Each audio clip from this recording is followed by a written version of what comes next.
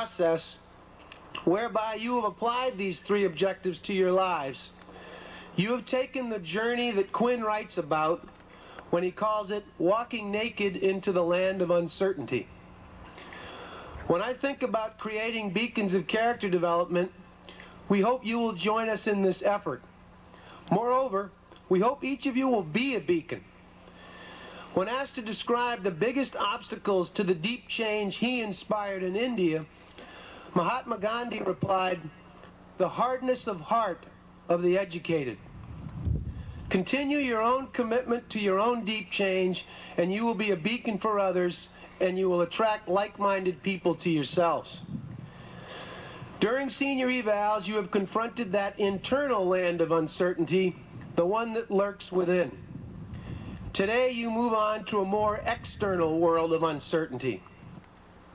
And I suspect that it might be true that you have spent more time at Hyde developing your compass than your map. You'll simply have to line your map up with your compass a whole lot as you set your course. And like a coach sending his team out for the big game, it's hard to resist giving those gems of last-minute wisdom. At some of these weddings we're going to be going to, you're going to hear that refrain, something old, something new, something borrowed, something blue. I thought I would offer something funny, something helpful, something famous, and something anonymous. And these are the humor. Blessed is he who has learned to laugh at himself, for he shall never cease to be entertained. Taking a different slant on the topic, those who can't laugh at themselves leave the job to others. Then there is the helpful tidbit like, they'll call you stubborn when you fail, but persistent when you succeed. And of course the famous, and one of my favorite in that category is Winston Churchill, who said, "Success is going from failure to failure without loss of enthusiasm." And that's the one, if there's any one you might remember, I would hope it would be that one. And of course there are truisms from the realm of the anonymous, like, when the student is ready, the teacher will come. And that's one that I've found has been true in my life. I close with a message from another book that's been making its way around campus, indeed making its way around the country, Tuesdays with Maury, by Mitch Albom. In this quick read, Albom has reconnected with his favorite professor at Brandeis 20 years after graduating. Maury, the professor, is dying of Lou Gehrig's disease and is holding forth on one last seminar every Tuesday with one student. That student is Albom, and the topic of the seminar is death, his own. And at one point, Maury turns to Albom and delivers the central message of the book in a single sentence. The culture we have does not make people feel good about themselves. And so you have to be strong enough to say, if the culture doesn't work, don't buy it. And he goes on to say, and it's interesting how we didn't plan it this way, but it's the same line that Mr. Romack used yesterday. The way you get meaning into your life is to devote yourself to loving others. Devote yourself to your community around you, and devote yourself to creating something that gives you purpose and meaning. Good luck, class of 1998. Know that your devotion to others will always be matched by ours to each of you. Thank you.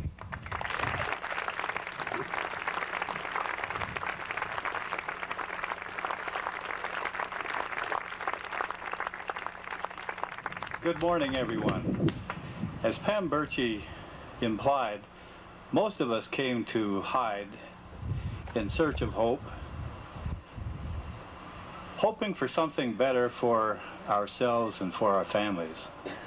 On behalf of the Board of Trustees, the governors, it's my pleasure and my delight to recognize and congratulate each of these graduates today who have in fact found something better for themselves and for their families.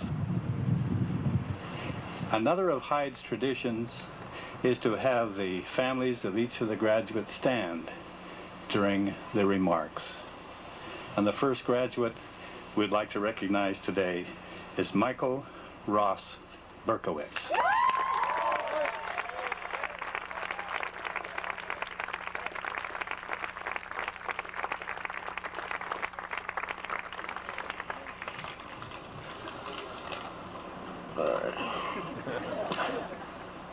Throughout my life, the idea of deep change has been a mystery to me.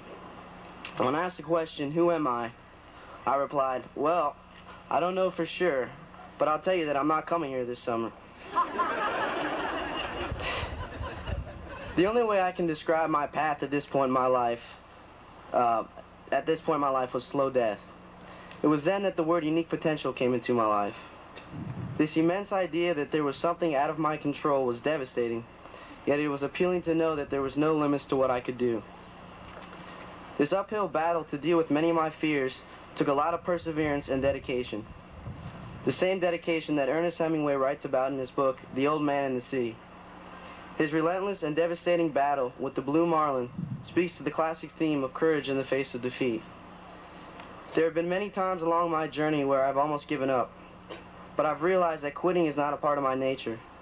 Like the old man, I was willing to do whatever it would take to take control of the helm. And now I believe I have. I will plot any course I choose and pursue any dream I want. Ralph Waldo Emerson once said, "Insist on yourself, never imitate. That which each can do best, none but his maker can teach him." Dad, thank you for always believing my potential and for being my friend. Mom, you've played such a vital role in who I am today, and I'm eternally grateful for this. Andy, I've appreciated your willingness to participate in this process, and I love you for it. Viej, when I think of how to describe you to people who do not know you, I can only say that you are family. You have always been a big sister and a second mother to me. I love you with all my heart and all my soul. To my family, it is difficult for me to express how truly lucky I feel to have you all here. We are all going through some rough times, but we are and always will be family, and that is more important to me than anything. To Mr. Rulin, Mr. Felt, Mr. Bay, Mr. Lally, Mrs. Gold, the Goldbergs, and Mr. Trueluck, thank you for treating me like family and always inspiring me to go after my dreams. To the Horsemen, Moose, and Liggs, your friendships have had such impacts on my life. I will never forget the memories. Much love to the Chief Dogs, and good luck to the class of '98. May all your hopes and dreams come true.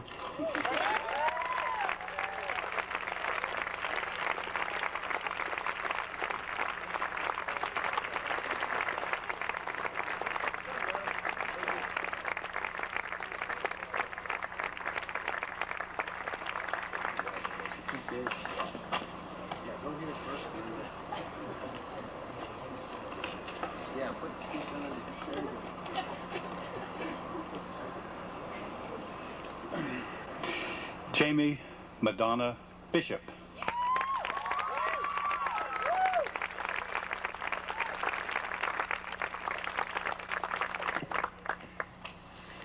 As I stand here, thoughts roll through my head.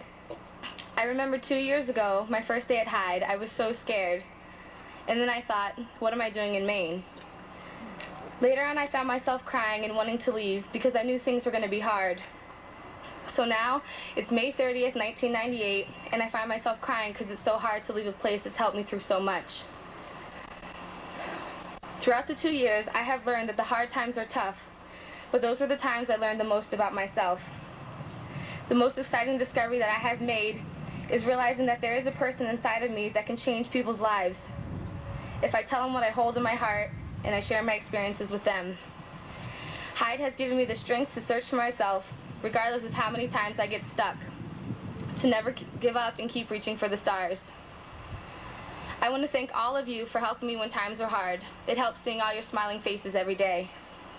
To my close friends, and I hope you all know who you are, thank you so much for pushing me to the best that I can be and the best that I can do, being by my side through thick and thin.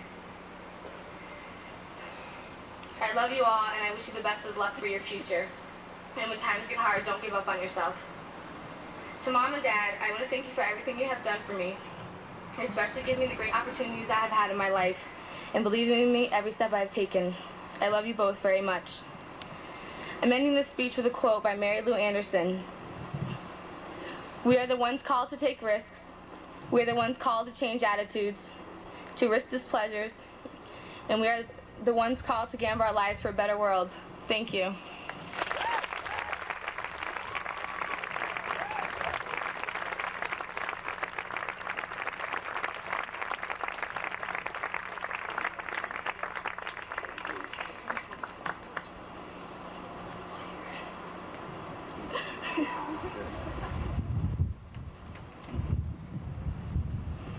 Ernest Nelson Boero.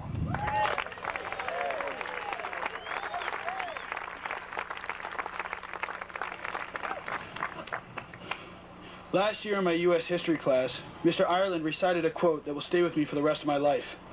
The quote reads, "If one wishes to drown, one shouldn't torture themselves with shallow water."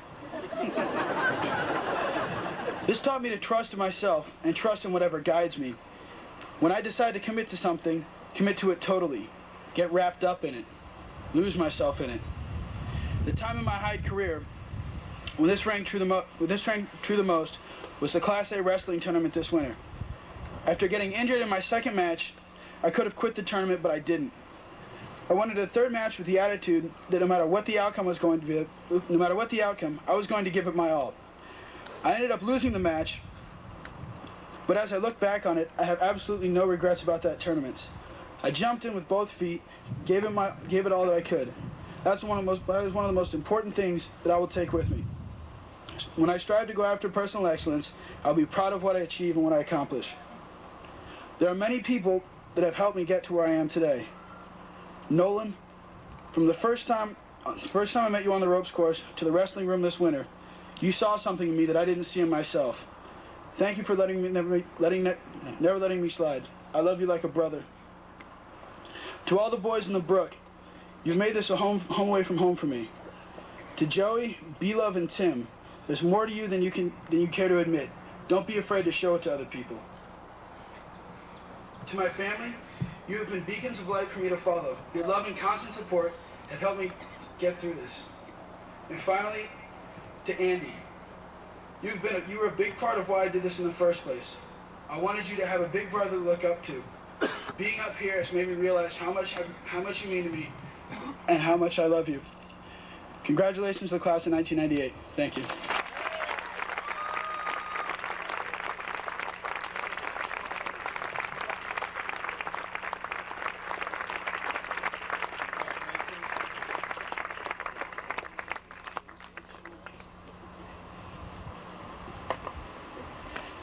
Jessica Suzanne Brown.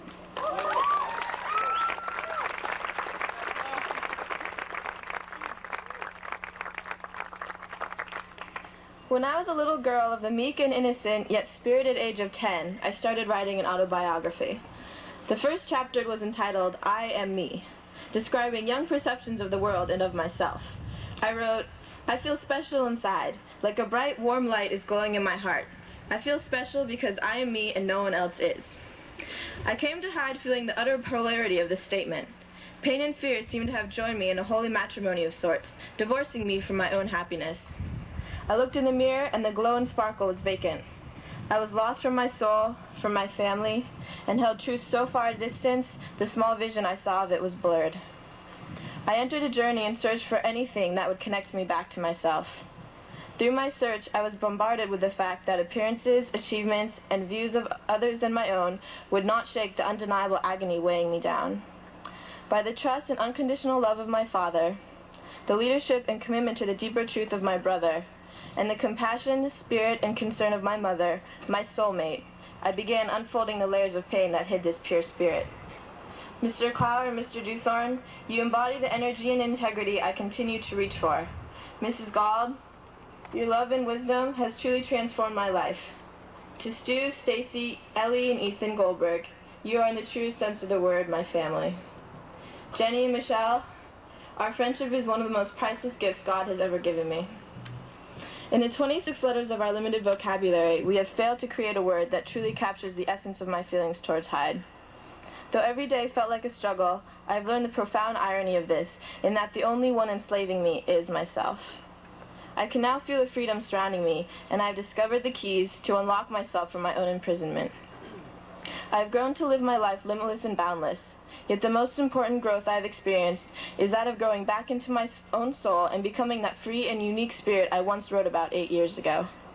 As Mary Lamberton Beckett wrote, "We grow neither better nor worse, but more like ourselves, because I am me and no one else is." I love you, class of '98.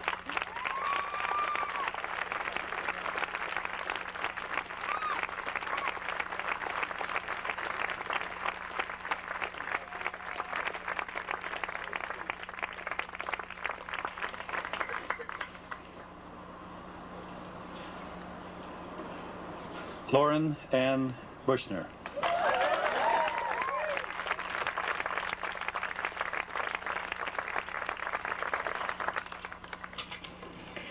As I measured the distance of the standing long jump, I felt a small hand touch my shoulder.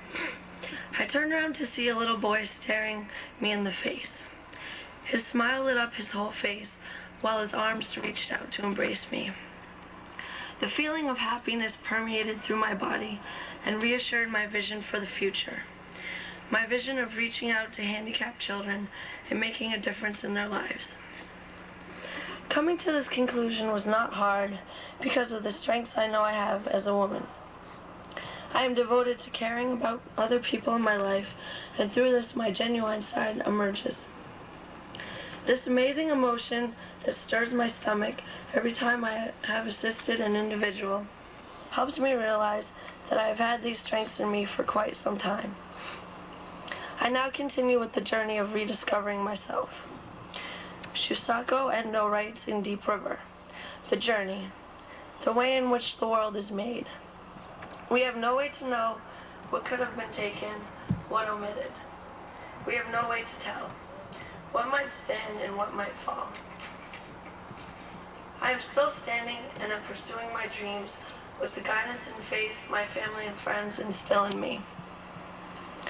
Mom, Dad, Leah, and Molly, I want to thank you for your unconditional love and the endless opportunities you have granted me.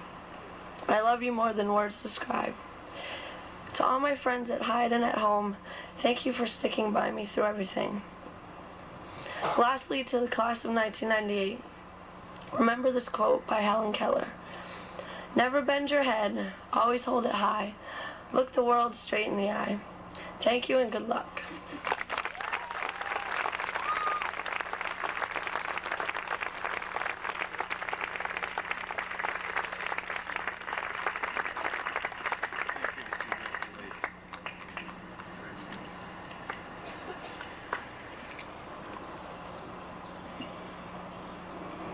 Alexis Biney.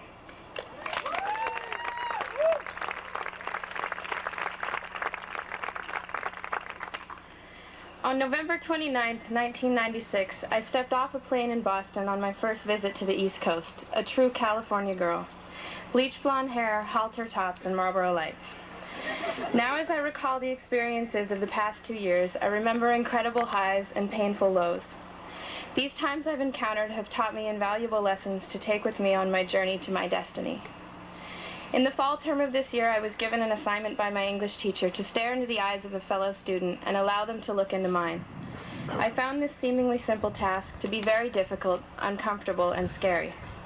Since that time, I have found the confidence in myself that I will need to let people see my eyes as the windows to my soul, rather than an impenetrable wall. I began my career at Hyde as a girl who valued only appearances, a girl who was numb and lifeless inside. This quote describes my state of mind well. "Steel yourself," my mother used to say, before examinations I didn't want to take or swims in cold water. I never thought much at the time about what the phrase meant, but it had something to do with metal, with armor, and that's what I would do. I would steel myself. I would pretend not to be present, not in the flesh. Today I graduate with the important knowledge that in order to get it together, I had to allow myself to fall apart. My walls, my armor had to come down. My chosen role has gone from that of a silent observer to a driving force in my decisions. I have found that in my life and in my future I need three essentials: truth, trust, and love. Mom and Dad, without you, I would not be standing here today. Your endless support and inspiration have been invaluable to me, and I could never begin to thank you enough. Mr. Spaeth, you've had more of an impact on me than any other individual ever has. You've been an awesome teacher and a great friend. Thanks to all my teachers and friends, Mr. and Mrs. Dawes, Mr. Salter, Mr. Dewthorne, and Mr. Bragg, and to my girls, Caroline and Lindsay, you all hold a place in my heart.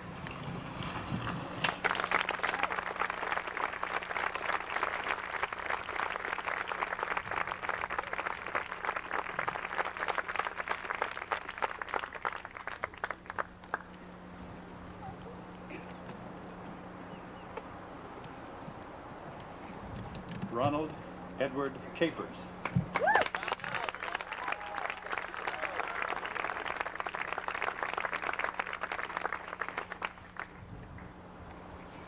Hyde began for me for Family Week in '95. My introduction to Hyde was the seminars. When I saw a kid get yelled at, I said to myself, I wonder what is going to happen when it is our turn to go. Every time I came to visit, I ended up staying longer than I planned. One of the things I learned about myself is that there's more to me than academics. I thought I was here to get better grades, but I had another thing coming. What I actually came for is a purpose in life. I don't know what this purpose is, but each day I'm getting closer to it. The biggest thing I will take from this place is that image is nothing, but character is everything. Hyde is embedded in my heart. Hyde does not end here for me. It begins now. This is the starting line of my journey, and I will finish it on my own. First off, I want to thank God for this opportunity that has changed my outlook on life. Mom, I want to thank you for being by my side at all times. I'm proud of your success in the past 2 years. Dad, I'm proud of your success you have had in the past 3 months. Lydell, the example you have set for me by your actions and words has inspired me to strive for my best. Senior class, thank you. I want to give a special thanks to Mrs. Dawes, Mr. Smith, Mrs. Beiruther, Mr. Bragg, and Mr. Lally. You have really helped me through my career at Hyde.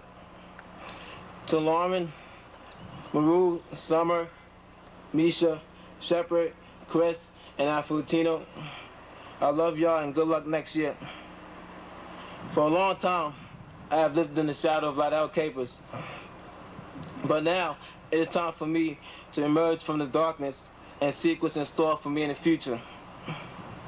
Now, I am starting to believe in myself. When I am faced with an obstacle in the future, I will look it straight in the eye and overcome it. Thank you.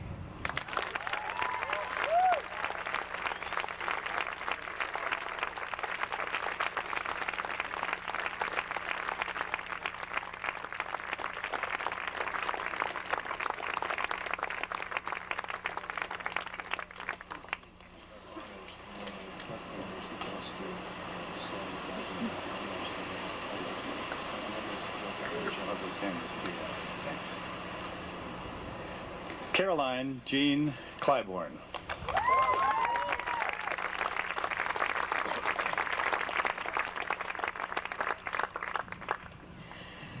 In pausing to reflect upon my life, I remember staring at the tile floor hallways of Alamo Heights Junior High as I shuffled to class.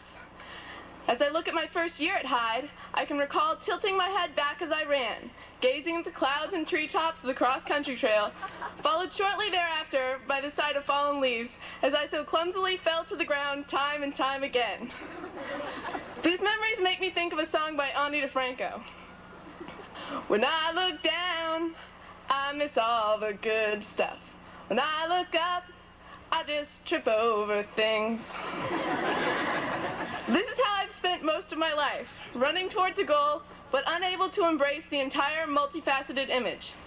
I feared such an introspective outlook because in it, I found no definite answer that I could take hold of. I was reluctant to take on the responsibility of searching within myself for direction and guidance.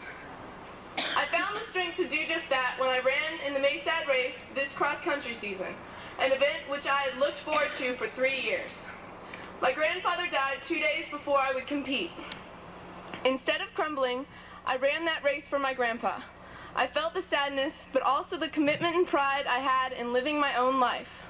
I learned that although I cannot control all of my circumstances, the only real freedom I have in life is the way I choose to embrace my race. I hope to arrange my inner self in such a way that I can work hard without losing sight of the big picture, the vision of the world around me, and my connection to it. Although I cannot be sure of where the path before me will lead, I know why I run. I run because I am Caroline, and I run fast. To Mom and Dad, thanks for your patience. To Cliff, thanks for your example. And to the rest of the class of '98, thanks for being there with me. It's been a blast.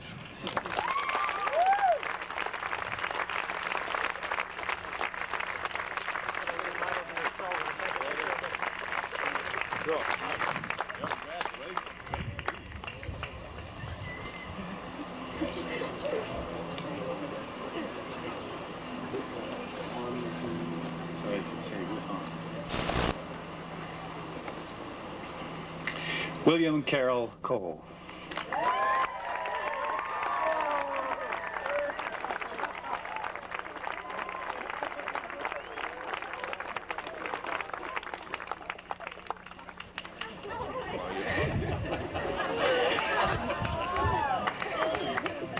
With my senior year finally behind me, I have a chance to stop and look back on the last few years and the journey that my family and I have taken.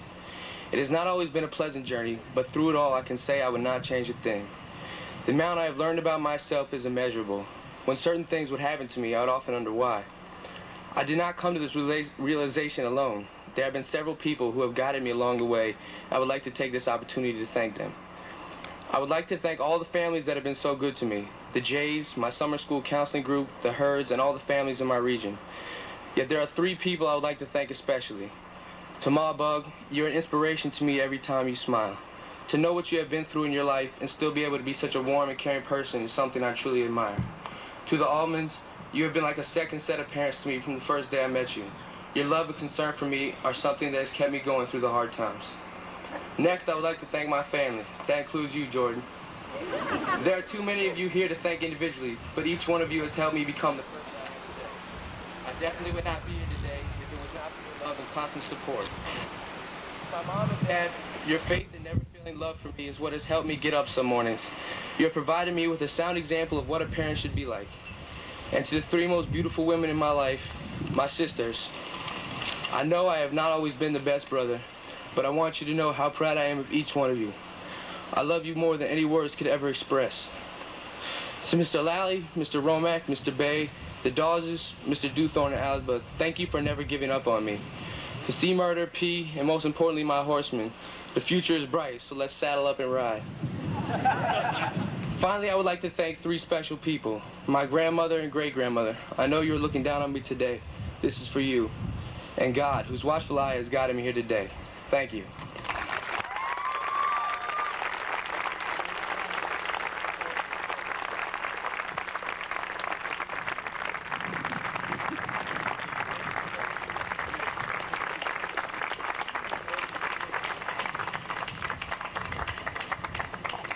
Catherine Martin Coutrere.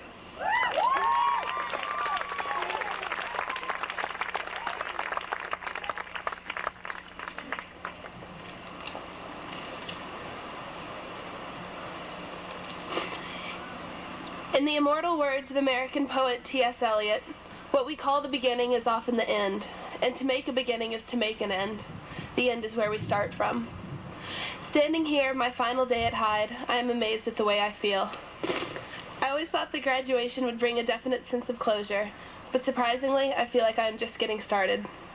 I am embarking on a new journey, and Hyde has given me not only the tools to help, but the knowledge that I am strong and competent and can take on anything that comes my way. I came here a frightened, confused girl, and am leaving a hopeful, capable woman. I know, however, I could have not done this alone. To my family, words cannot express my love and appreciation for you. Your commitment has meant so much to me, even when I might not have deserved it. To Miss Kent, Mr. Bayerthler, Miss Salter, Miss Buckles, and Mr. Lally, thank you for giving me the chance to soar. Your support and spirit will stay with me always. To Mr. and Mrs. Dawes, Mr. Spaeth, and Mr. Goldberg, the world is truly a different place because you are here. Thank you for everything. And to my friends, especially Jamie, Kate Jewett, Kate Green, Jessica, Matt, Sophia, and Adina, where would I be without you? I love you guys. I leave you with a quote by 50s poet Jack Kerouac from his novel On the Road. What is that feeling when you are driving away from people and they recede on the plain till you see their specks dispersing?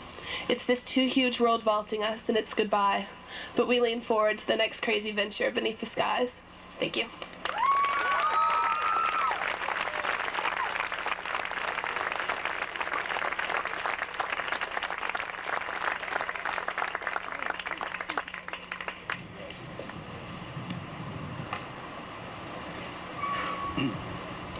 Stephen Michael DuPont.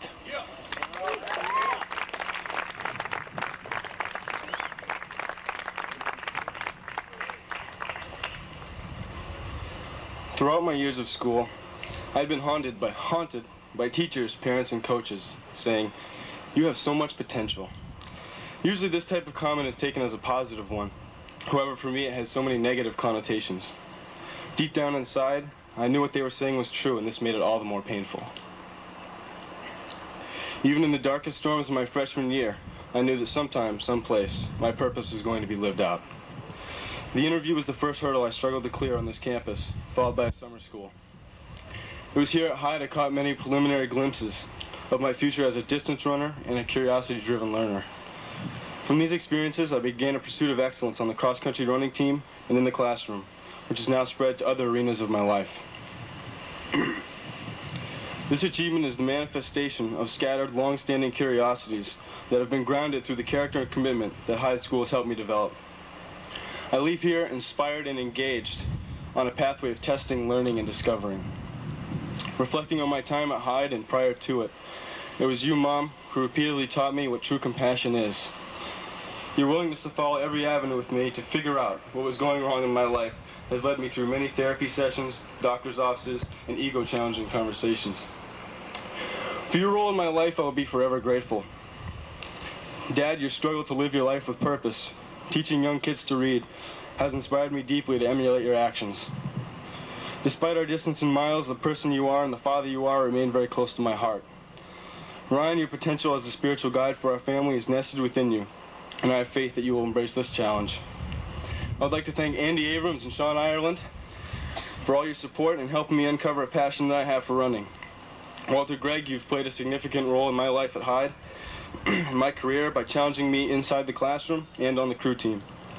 Scott Bahodegi, I'd also like to thank you for making both my Hyde and college education possible through your generous contributions. I am also forever in debt to the dedicated faculty and senior class that has helped me fashion the tools that I need for a life of learning, commitment, and purpose. Thank you.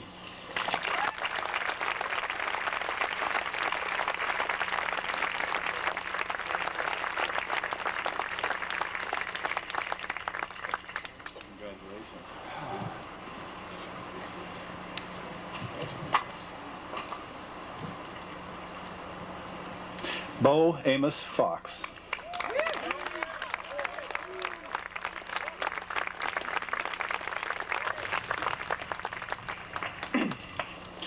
You're finished.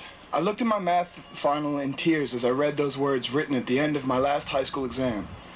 Those words mark the end of a long journey and the beginning of a much longer one that I'm about to embark on. Being at Hyde School has given me so much. It has allowed me to see things I would have never otherwise seen and do things I would never otherwise done. I remember the first time I was told to cross the duck pond. I thought to myself there was no way I'd be able to make it across that rope, and I was right. Later that summer, though, I found something inside of myself that I had not known I had. The strength to get back on the rope and make it across the pond. Just 1 year went by until I was leading groups across the same pond, helping students around the ropes course and facilitating trips into the wilderness. All of these things, I believe, connect me to my potential and give me insight into my soul. I've read once, and I now strongly believe, that the man who risks nothing, does nothing, has nothing, and becomes nothing. He simply cannot learn and feel and grow and love and live. Chained by the things that are certain, he is a slave. He has forfeited his freedom. Only the man who risks is truly free. Without risk and adventure, life would not have as much purpose, and without purpose, life wouldn't have much meaning. This philosophy is how I've chosen to live my life now and in the future. I would like to thank all my friends at school and all the faculty. You have touched my life, and I will be forever grateful.